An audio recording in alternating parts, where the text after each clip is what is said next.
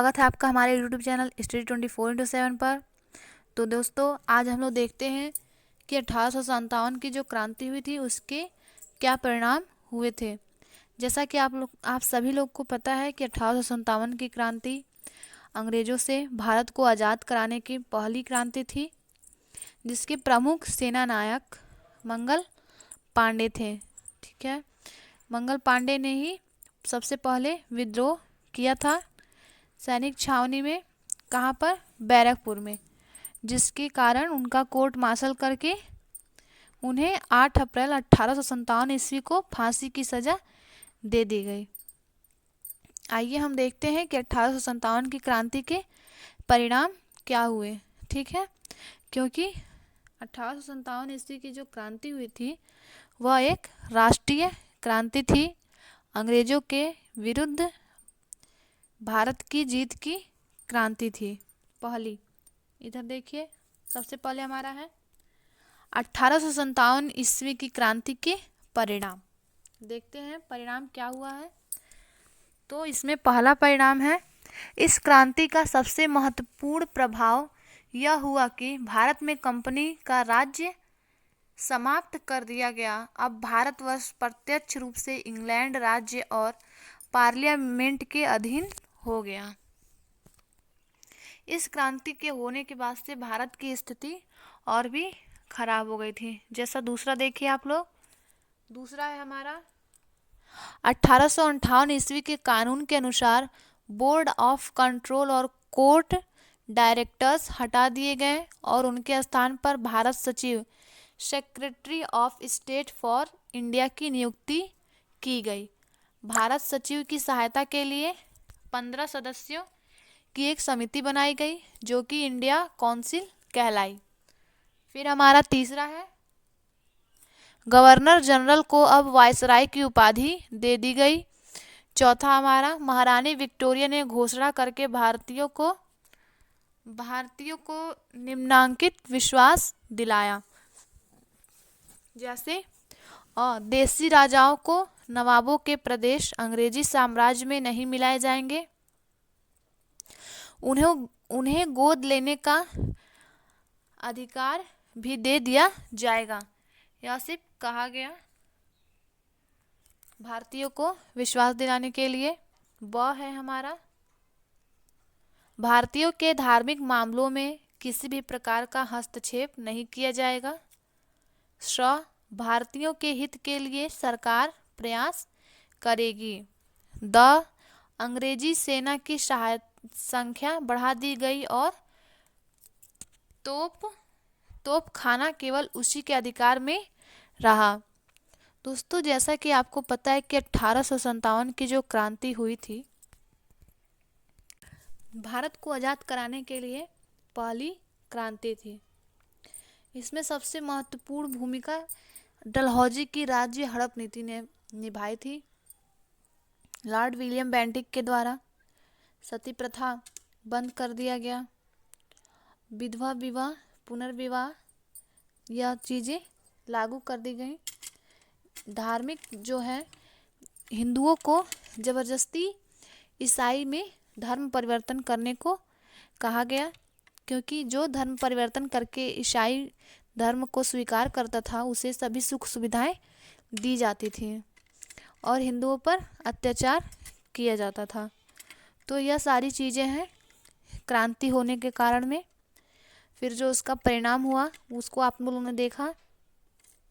अब हम देखते हैं जो 1857 की क्रांति थी वह असफल क्यों हुई।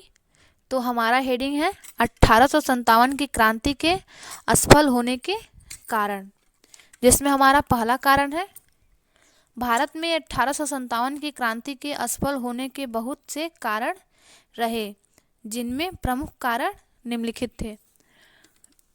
देखिए आगे, यह क्रांति समस्त भारत में न फैलकर केवल दिल्ली, उत्तर प्रदेश, अवध और मध्य प्रांत तक ही सीमित रही।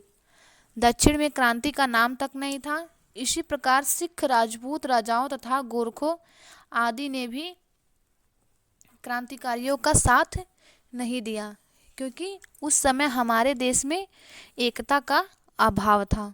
यदि सभी ने एक साथ मिलकर विद्रोह को जारी रखा होता तो हमारा देश 1857 या 1858 में ही अंग्रेजों से आज़ाद हो गया होता।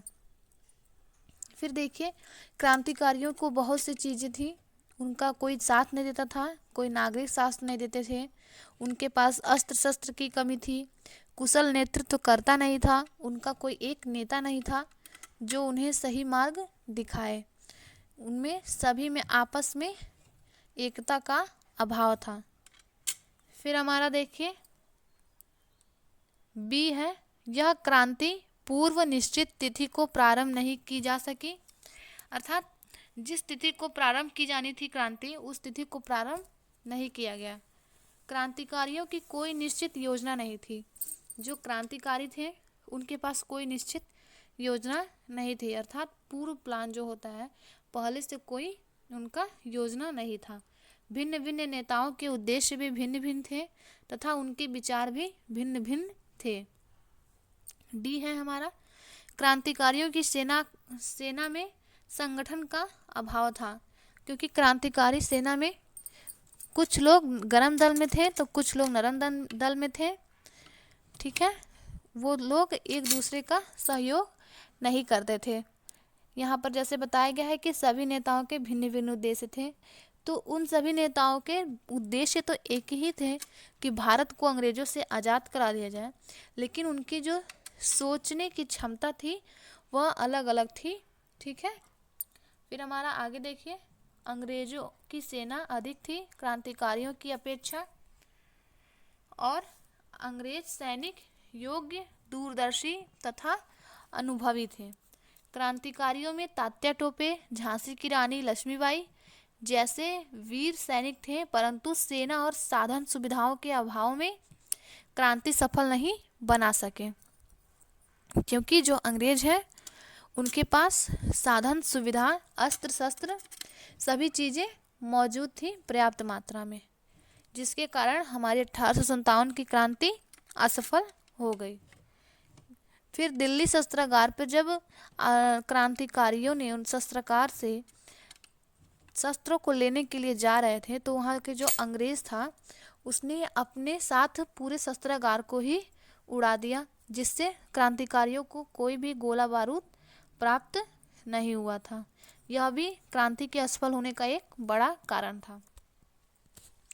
फिर ये देखिए, फिर हमारा है, क्रांतिकारी प्राचीन शस्त्रों से लड़ते थे, इसके विपरीत अंग्रेज तोपों तथा बंदूकों का प्रयोग करते थे।